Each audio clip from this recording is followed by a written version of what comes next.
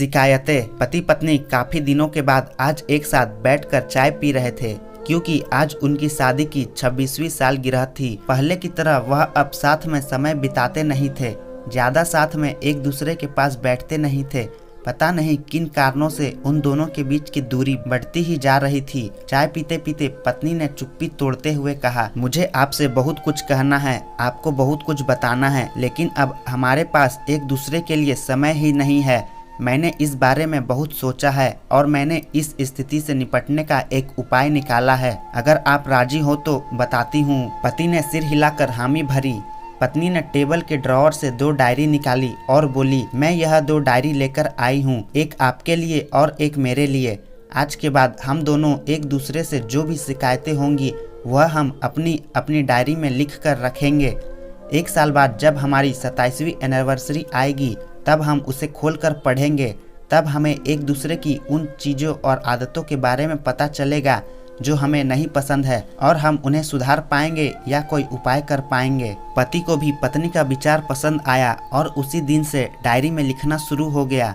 देखते ही देखते 1 वर्ष बीत गया और 27वीं एनिवर्सरी का दिन आ गया। पति पत्नी दोनों ही डाइनिंग टेबल पर बैठकर चाय पी रहे थे और पास में दोनों ने अपनी अपनी डायरी रखी हुई थी, जो उन्होंने एक दूसरे के साथ बदल दी। चाय खत्म करके पहले पति ने पत्नी की डायरी पढ़नी शुरू की। उस डायरी में काफी सारी शिकायतें थी, जैसे कि आज होटल में ले जाने के लिए वादा किया था लेकिन फिर भी नहीं लेकर गए। आज मेरे मायके से मेहमान आए थे, उनके साथ पति ने अच्छे से बात नहीं की। कितने महीनों बाद आज मेरे लिए साड़ी लाई लेकिन पुराने डिजाइन की। आज मेरे सीरियल देखने के समय पति ने चैनल बदलकर न्यूज चला दी। आज गीला तौलिया सोफे पर छोड़ दिया। ऐसी कई सारी शिकायतें थी। डायरी को पढ़ते पढ़ते पति की आंखों में आंसू आ गए। पति को काफी अफसोस हुआ। वो अपनी पत्नी से बोला, मुझे इन गलतियों के बारे में एहसास ही नहीं था, लेकिन अब मैं तुमसे वादा करता हूँ ऐसी गलतियाँ मैं अब फिर से नहीं दोहराऊंगा। अब पत्नी ने पति की डायरी खोली। पत्नी ने डायरी के कई सारे पन्ने पलटे, लेकिन वह पूरी तरह से खाली थी। कहीं पर भी एक शब्द भी नहीं लिखा था।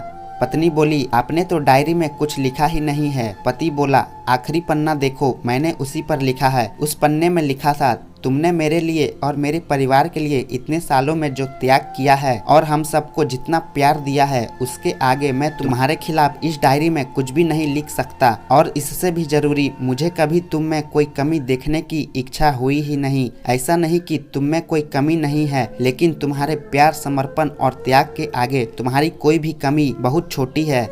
मेरी अनगिनत गलतियों को नजरअंदाज करके तुमने इस कठिन जीवन में मेरे परछाई की तरह साथ दिया है और हमेशा मेरे साथ खड़ी रही। तुम ही बताओ, कोई भी अपने साये में दोष निकाले तो निकाले कैसे।